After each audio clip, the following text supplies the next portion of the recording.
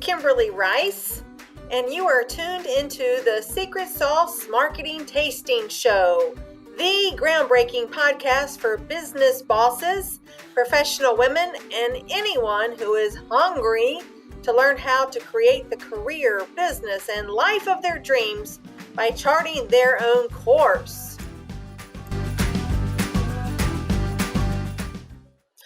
Good afternoon, everyone. Thanks for joining us for another edition of the Secret Sauce Marketing Tasting Podcast. Today, we're going to speak about the value and the details of following up in relationship building, in reputation enhancing, and in contact management. So, for working with attorneys, as long as we know for sure that the one of the top 3 obstacles that they face and they struggle with on an ongoing basis is following up, maintaining contact with their clients, their referral sources, their colleagues, etc. Just the concept of following up is very difficult because life gets in the way. We understand that. So I wanted to give our listeners today 5 ways to follow up effectively that may help short circuit some of the challenges that you face presently. So, of course, all systems begin with good, concrete action steps. So, in the context of following up, in connection with networking, we have to assume that you have the following. Number 1, that you have a system with your support staff of what to do with the business cards that you bring back to the office following networking events, which could be in many different types of contexts. Number 2, if you don't, then that's another conversation, that there are multiple systems to be developed. As easy as one of the things that we recommend is to segment your contacts in at the very basic level of prospects, referral sources, active and inactive clients. And so one of the ways to grow a robust network is to work with the contacts that you already have by categorizing and segmenting them by the types of contacts that they are. Once you have that done, then moving forward, the business cards and the contact information that you bring back to your system, whether it's a CRM, a contact relationship management system proper, or it's something as simple as your email program, Gmail or Microsoft Exchange, etc., that you can categorize them. But working out a system with your support staff. So, for example, if you're at a trade show and you come back with a dozen cards or a half dozen cards, that on the back of the card you can, have a C for, say, or an AC for an active client, or an R or RS for referral source. Work out some system with your support staff so they know how and in what category and what list to input your contacts and your new contacts. That is extremely important for moving forward in getting and staying connected with your network, and it also helps for follow-up tactics moving forward. So speaking of networking events that I've gone to, I've noticed that 99% of people that I encounter, if they ask for a business card, they don't follow up. And so I, as a matter of course, take it upon myself to ask for a business card if there is a reason to do that. And if I think that there may be some synergy or some potential for alliance, or actually a prospect that we feel like we have the services that this person may have a need for, there's all different reasons why I would ask for a card. But one of the things that we know, and this is my point number 1, is that we put some kind of note on the back of the business card immediately following an interaction. So productive people take good notes for understanding and retaining the information of the person that they've just met. So it could be visually connecting the concepts that I'm discussing with the person that I've just made that would keep it in my top of mind. Or we can put numbers next to follow-up items as we talk to this person. And so I start to develop how we can build on the things that we're already talking about before the meeting is even over. After the meeting, I rely on the notes for follow-up or the content of my follow-up email. Number two, this is just non-negotiable, is the contact information and the business cards that you collect at a gathering, whether it be networking or a trade conference, whatever the gathering is, it is non-negotiable that you must email the person with whom you have interacted within, say, 24 to 48 hours. So my process for my business, and that one that I refer and recommend to our clients, is to send a follow-up email within a day or two of the interaction. I want my email's content to register with the recipient, so I write the email with the reader in mind. So let's just assume that the recipient is busy, or of course, as we receive too many emails already and is already probably just skimming, not even fully reading the email on some type of smart device, iPad or a phone, iPhone, because now, of course, almost 70% of email is read on mobile devices. So I make sure that I make my points short, concise, and very to the point, that can be read easily on an iPhone or a Droid or a smartphone. So, writing paragraphs that look short on a phone, not on a browser. Embedding links to the materials that we're referencing, which can make it easier for the reader to learn about what we're speaking about. Using numbered lists makes it easy for follow-up items, and bolding key points. So if you begin with the end in mind of drafting an email, assuming that it's going to be read on an iPhone, then it will make the drafting process easier and quicker. And for the recipient for whom this is all for, it makes it easier to read and respond. So that's an absolute non-negotiable follow-up action step, and an effort to build your network, to develop the relationships, to nurture, foster those, and to develop that top-of-mind awareness when services are needed. So point number 3, as far as follow-ups, is include actions for each follow-up item.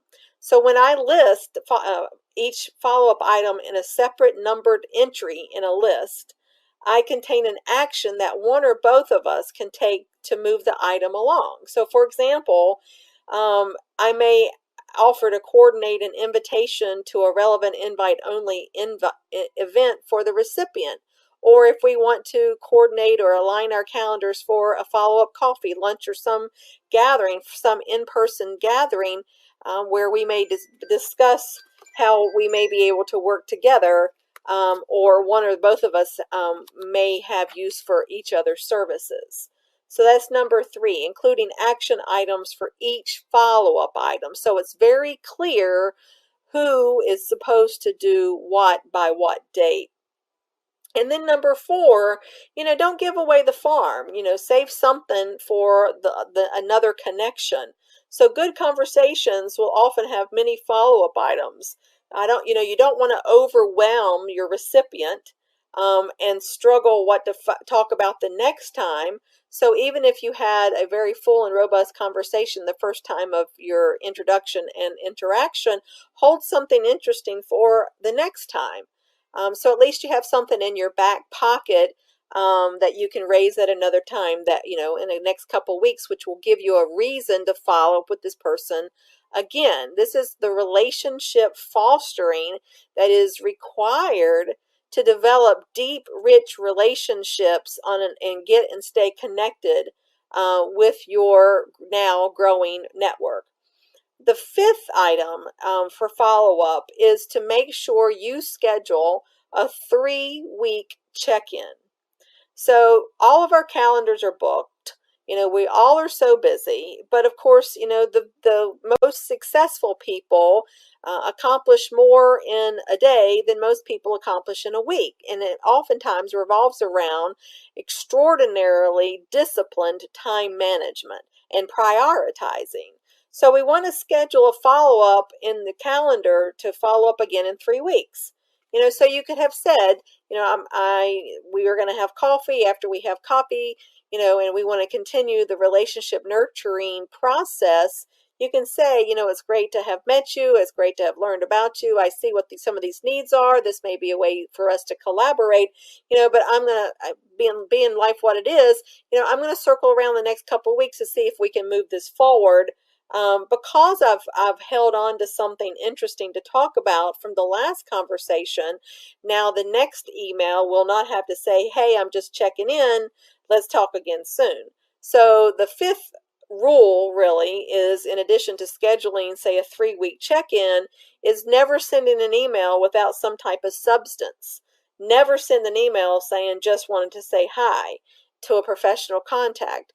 And that requires work. It requires work for us all to be mindful and in the service mindset of what the needs are of the person with whom we are developing growing a relationship. So is there something that you have, that you've written, that you've produced, that has come across your transom, that you can pass along that would be of value, potential value to the recipient?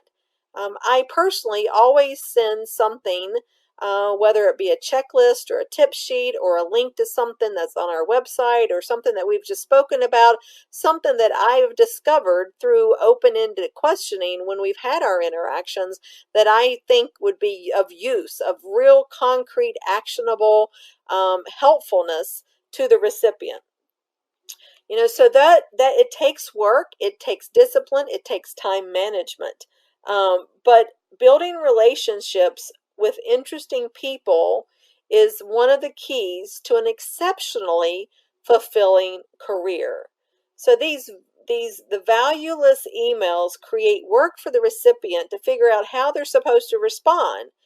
So if there are oftentimes you don't receive a response, more times than not, the recipient's saying, well, what am I supposed to even do with this? So all of our actions toward building relationships and networking and developing the relationships that we want to develop our clients all has to be done with such a service mindset. What is good for this recipient? What are their needs? What are their challenges? What are their pain points?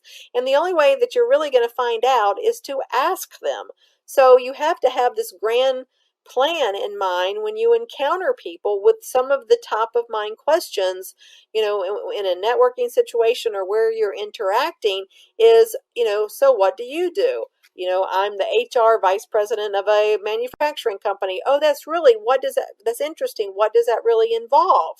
And so you keep digging and digging and digging until you say, so what challenges does that raise for you on an ongoing basis? Or given, where we are in the workplace with the Me Too, how does that impact your role? And so you find something that they are challenged with, or that they are have obstacles, or they have issues, or they have problems that need to be solved.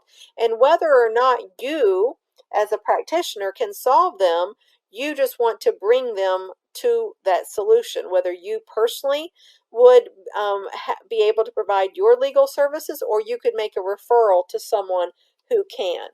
And so I hope that resonates with folks. And one of the things that I'll add in the follow-up steps that we need to use on an ongoing basis is one of the things that I refer our clients to, and I've written tons and tons of these, is to have a few email follow-up templates for the different type of people that you meet in your growing network, whether it is the profile of your ideal client and they have a certain job title, or if it's a professional referral source, accountant, financial services, an engineer, architect, depending on your area of service and practice.